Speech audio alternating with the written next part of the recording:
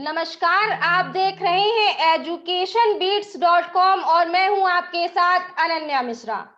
बच्चों की शिक्षा के लिए सरकारी स्कूलों पर सरकार द्वारा पानी की तरह पैसा बहाए जाने के बावजूद भी सरकारी स्कूलों का हाल बेहाल है। आखिर ऐसा क्यों है कि सरकार के इतने प्रयासों के बाद भी सरकारी स्कूल असल मायने में लोगों की उम्मीदों पर खरे नहीं उतर रहे?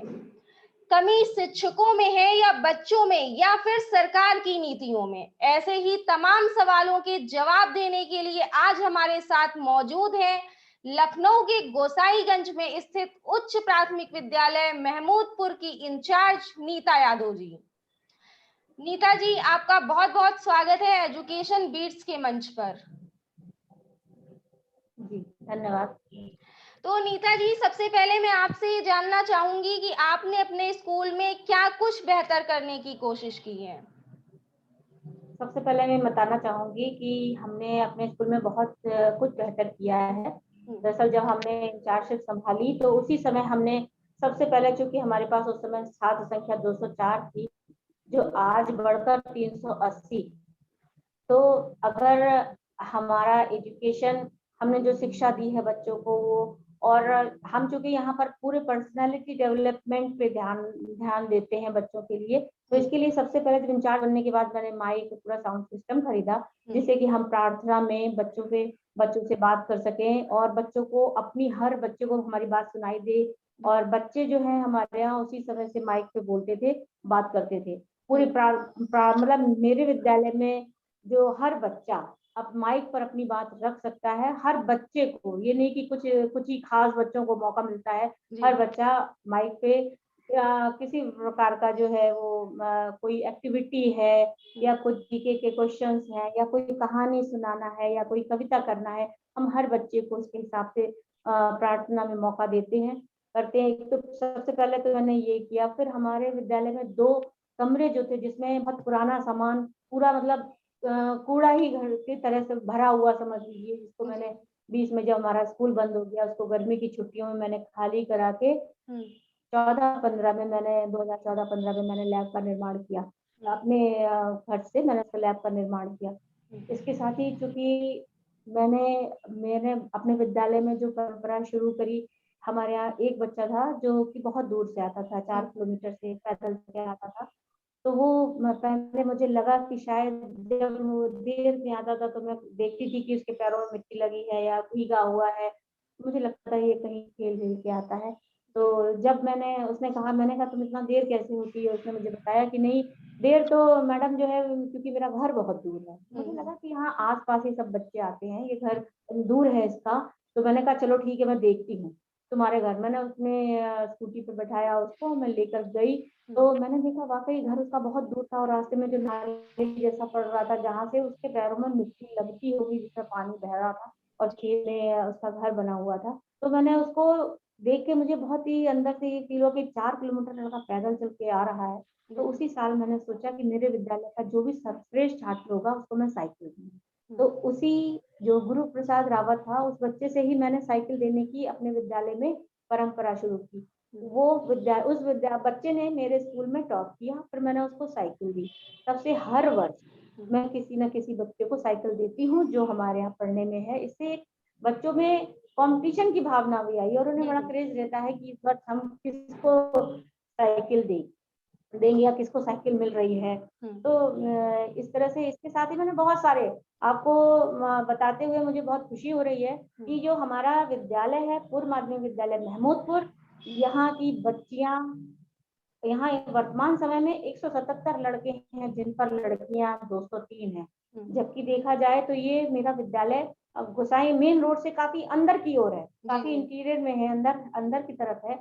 लेकिन उसमें जो बच्चियां हमारी 203 हैं, उन बच्चियां की संख्या मैं बताना चाहती हूँ कि लड़कों से ज्यादा है। जहाँ पर लोग आजकल लड़कियों को नहीं पढ़ाने की बात करते हैं या नहीं पढ़ा रहे हैं, तो हमारे गांव में ऐसा नहीं है, क्योंकि हमने अपने विद्यालय में सांस्कृतिक कार्यक्रम से लेकर खेल कूद और इसके साथ ही एकेडमिक में हर चीज में हमने अपनी बच्चियों को भी साथ ही साथ आगे बढ़ाया है। तो जिससे उनके माता पिता जो हैं वो प्रेरित होते हैं और अब बच्चियों की वो 8th के बाद जो शादी कर देते थे या नहीं आगे पढ़ाते थे, अब ऐसा नहीं है। अब हमारी बच्चियां भी भले ही उनका जो सरकारी स्कूल है 10 किलोमीटर 9th दूर पड़ता है, लेकिन फिर भी हम जब देखते हैं हमारे स्कूल से ही होकर बच्चियां गुजरती हैं तो हमें बहुत खुशी होती है कि अब वो बच्चियां 8वीं के बाद उनकी पढ़ाई नहीं रुक रही है।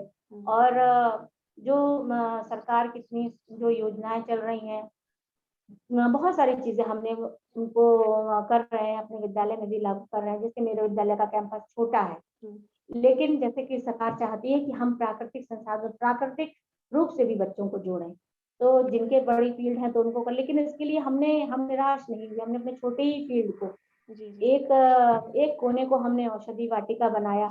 एक जगह जो हमने उसको बच्चों को ओपन एरिया में, पुस्तकालय ओपन एरिया में मेरे बच्चे जो है पुस्तक पढ़ सकते हैं, कर सकते हैं, एक छोटी सी वाटिका बनाई। इस तरह से करके हमने अपने विद्यालय को भी प्राकृतिक वातावरण जोड़ने की कोशिश की है। जी जी। और साथ ही साथ सांस्कृतिक कार्यक्रम साथ ही साथ में आपको बताते हुए मुझे बहुत खुशी हो रही है कि मंडल स्तर पर हमारे विद्यालय महमूदपुर में वॉलीबॉल में फर्स्ट, बास्केटबॉल में फर्स्ट, सांस्कृतिक कार्यक्रमों में, समूह गान में फर्स्ट, मंडल स्तर के बता रही हूँ, और अंताक्षरी प्रतियोगिता में फर्स्ट। 4 लखनऊ में 6 गोल्ड मेडल जीते थे, जिसमें 4 गोल्ड मेडल मेरे विद्यालय में जीते थे।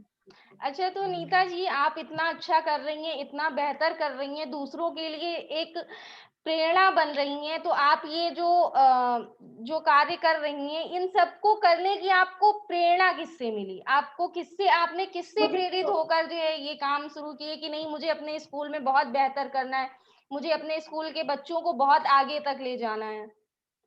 मुझे इसकी प्रेरणा बच्चों से ही मिली जी।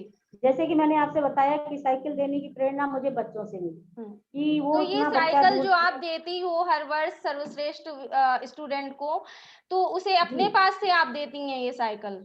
मैं अपने खर्चे से देती हूँ। अच्छा। मैं शुरू से ही अपने खर्चे से दे रही हूँ। जिस समय मैंने माइक सिस्टम खरीदा वो भी अपने खर्चे से खरीदा, अपने ही खर्चे से। और जिस समय अब इस समय तो सरकार काफी मदद आ रहे हैं, अब तो हमें बहुत ज्यादा अच्छा है, हमारे लिए भी अच्छा है, बच्चों के लिए और बेहतरी के लिए और ज्यादा कर पा रहे हैं, खेल कूद में भी उनको बहुत आगे बढ़ा पा रहे हैं। और इसके साथ ही साथ जो राष्ट्रीय आय एवं योग्यता परीक्षा है, उसमें सबसे पहली बार 17-18 में मैंने प्रयास किया था।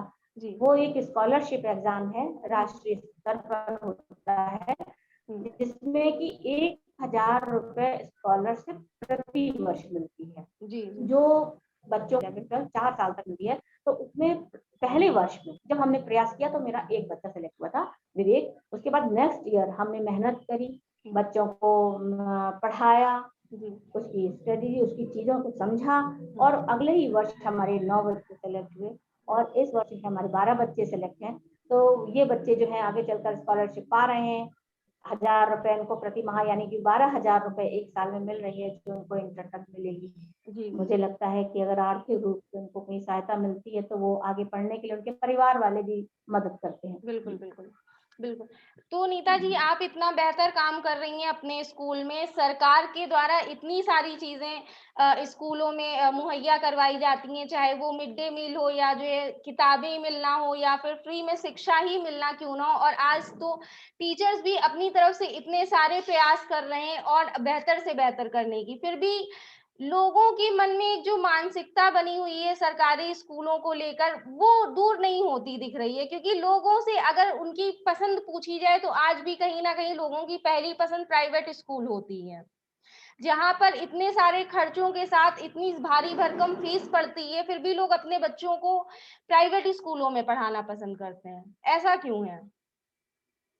मैम, मैं तो ऐसा नहीं कह सकती कि, क्योंकि मेरे विद्यालय में 380 बच्चे हैं, 18 मजरों से बच्चे आते हैं, और काफी हमारे सरकारी स्कूलों की जो सरकार की ने जितने प्रयास कर रहे हैं, उसके कारण बहुत बहुत बहुत ही ज्यादा बेहतर सुविधा है दी जा रही है। और बहुत सारे, क्योंकि जो बढ़ती संख्या मैडम ये दिखाती है ये हमारे विद्यालय अच्छे हैं, वरना मेरे विद्यालय में 380 संख्या कैसे होती, जिसको बिल्कुल, हमने बिल्कुल, आप 204 सही से कह शुरू रही हैं, किया। लेकिन उन जो स्कूलों में बच्चे पढ़ते हैं अगर देखा जाए, तो अधिकतर बच्चे वो होते हैं जो आर्थिक वर्ग से कमज़ोर होते हैं।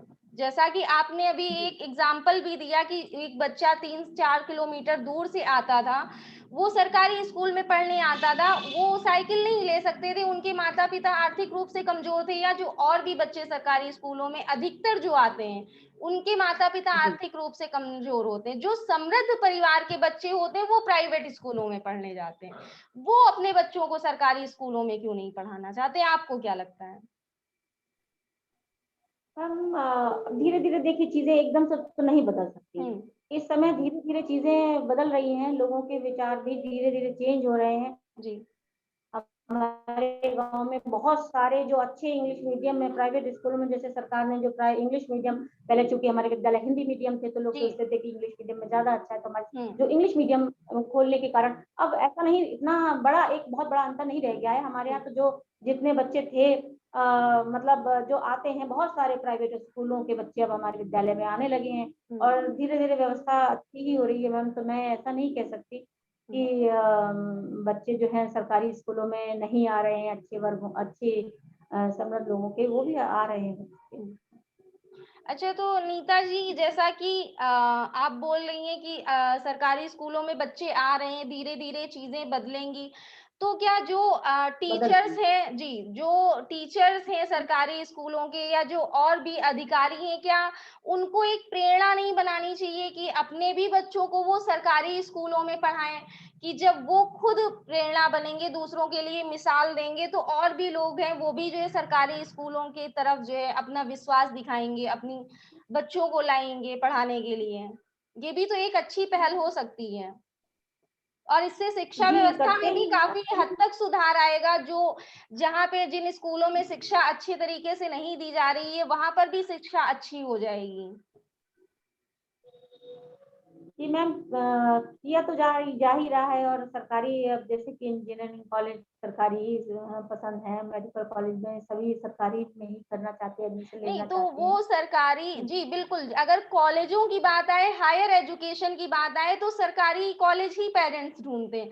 लेकिन अगर जी। लोअर एजुकेशन की बात आए, क्लास फर्स्ट से आपको 8th या 12th तक की पढ़ाई करनी है, तो लोग ज़्यादा भागते हैं थोड़ा प्राइवेट स्कूलों की तरफ, इसलिए मैंने आपसे ये सवाल किया।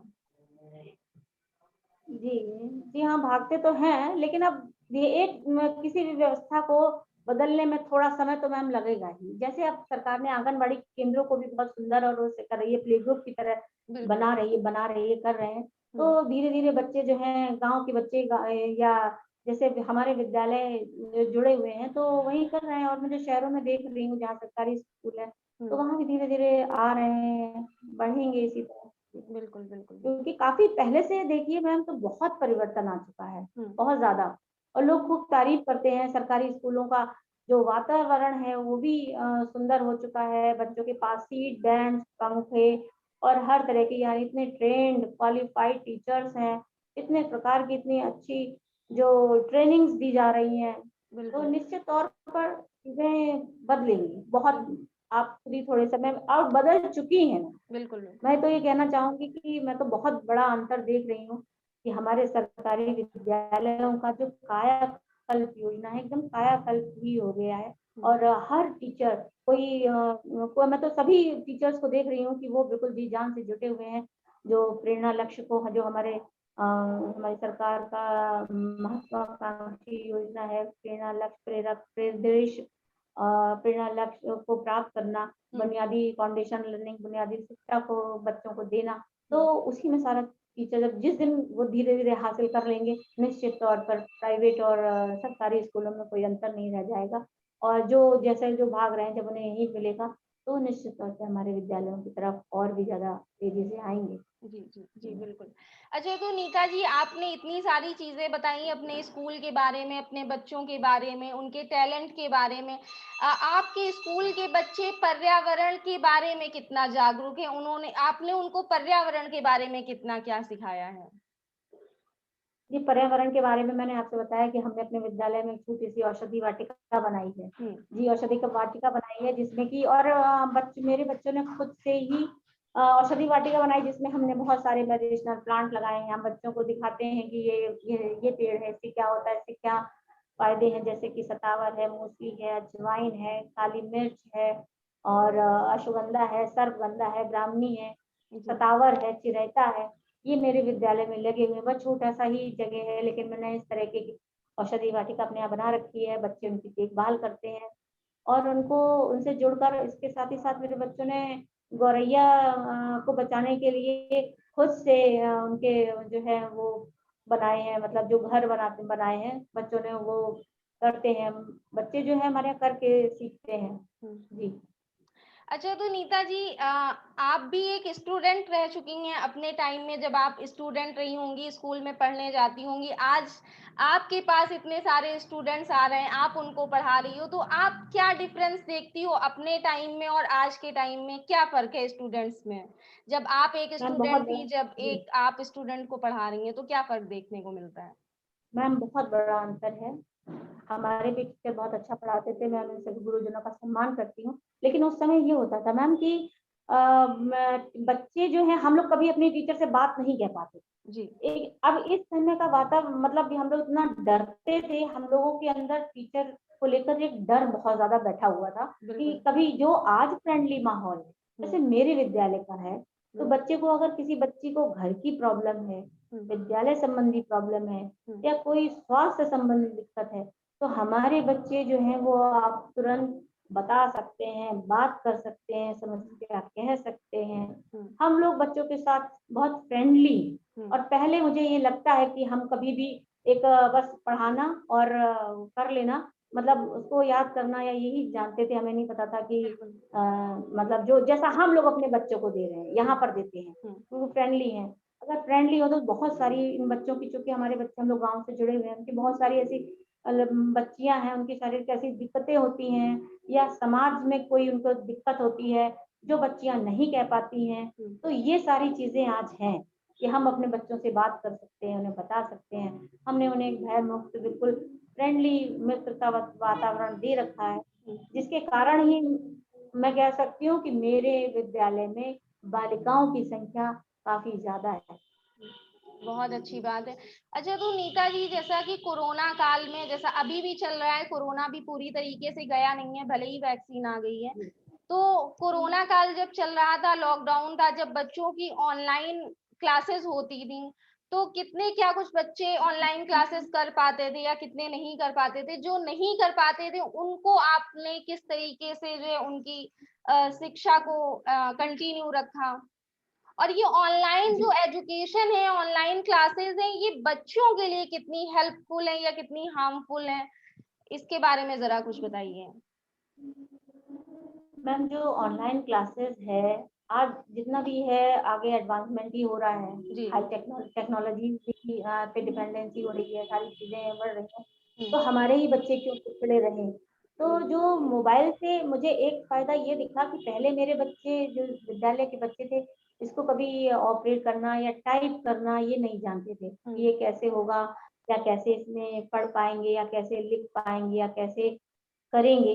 तो जी, उसके बाद जब हमने ऑनलाइन क्लास लेना शुरू किया, हुँ, तो जिनके पास था, वो करने लगे और जो हमारे कुछ बच्चे मतलब वो ये चीज़ जान गए। वो जी, टेक्नोलॉजी को समझ गए कि समझने लगे कि कैसे किया जा सकता है, उसके जी, साथ बहुत सारी चीज़ों को जाना और हुँ, जिनके पास मोबाइल नहीं था, जिन बच्चों के पास, हुँ, तो हमने इस तरह से बच्चों के ग्रुप बनाए, उनसे फ़ोन से टेलीफ़ोनिक हम बच्चों से बातें करते थे, जी, जैसे जिस बच्चे के पास है, हुँ, वो अपने आस-पास 4-5 बच्चों को या जो भी है बुला लेते थे, हुँ, जो उनको काम दिया है साथ में शेयर कर सकते हैं। जी, इसके साथ ही जो हमारे गाँव के जो कुछ पढ़े हुए हमारे पास आउट बच्चे, हुँ, उनसे भी हमने बात की, उनसे हमने कॉन्टैक्ट बनाया हुँ, और बराबर ये कहा कि जो लर्निंग लॉस बहुत बड़ा ना हो पाए। हुँ, तो बच्चे जो हैं वो जुड़ते रहें, जहाँ-जहाँ भी रहा हम पूरा कोशिश करते रहे कि बच्चे किसी भी तरह या गाँव के पढ़े-लिखे व्यक्ति से, जैसे हमारा जो रसोइया है वो भी बीए है, तो उसने भी हमारी बहुत मदद की। हुँ, इसी कोरोना टाइम में हमें लगा कि कुछ जो बच्चे काम देते थे, हमें लगता किसी के पास उनके घर के लोग जो कि काम करने नहीं जा पा रहे हैं, कॉपी नहीं है ये, या पेंसिल रबड़ या पेन जो भी नहीं है, जी। तो उसी समय हमने उन लोगों को, बच्चों को बंटवाने के लिए, मतलब मैंने अपने रसोइये से कांटेक्ट किया और उसने उसको खरीदवाया और उसने जो है बच्चों को दिया जिनके पास नहीं था। जी। ऐसे करके धीरे-धीरे हमने काफ़ी कोशिश की, पढ़े-लिखे लोगों के साथ बात करके, जो हमारे पास आउट बच्चे हैं या जो थोड़े पढ़े-लिखे लोग हैं, उनसे ये रिक्वेस्ट की, या जिनके पास मोबाइल है, वो दूसरे बच्चों को शेयर करके थोड़ा समय देकर, जिससे कि हमारे बच्चों का बहुत बड़ा लर्निंग लॉस ना हो पाए। जी, जी, बिल्कुल। अच्छा, तो नीता जी, एक आखिरी सवाल मैं आपसे और करूँगी कि जो पेरेंट्स, जो बच्चे आपको सुन रहे हैं हमारे चैनल के माध्यम से, आप उनको क्या मैसेज देना चाहेंगी? मैं उन बच्चों से कहना चाहूँगी कि ज़िंदगी में कभी भी हिम्मत नहीं हारनी चाहिए, और हमने जो भी सोचा है, मेरा ये मानना है कि हम जो भी सोचते हैं, वो हो जाता है, चाहे वो मतलब जो कैसा भी सोचे। इसलिए बच्चों को हमेशा अपना जो लक्ष्य है, उसको सोचना चाहिए और उस पे लगातार काम करते रहना चाहिए। आप काम करते रहेंगे तभी जो है आपको सफलता अवश्य मिलेगी। तो मैं बच्चों से यही कहना चाहती हूँ कि खूब मेहनत करिए, खूब पढ़िए, और अपने आप आपको रास्ता मिलता जाएगा, आप आगे बढ़ते जाएँगे। चलिए नीता जी, आपका बहुत-बहुत धन्यवाद हमारे साथ जुड़ने के लिए। आप लगातार ही ऐसे बेहतर काम करती रहें और बच्चों के भविष्य को एक नई दिशा देती रहें। एजुकेशन बीट्स हमेशा आपके साथ है। खैर, हम थैंक यू आपसे मैम। फिर मिलेंगे शिक्षा के कर्मवीर की अगली कड़ी में किसी नई शख्सियत के साथ। तब तक के लिए जुड़े रहिए एजुकेशन बीट्स के साथ। नमस्कार।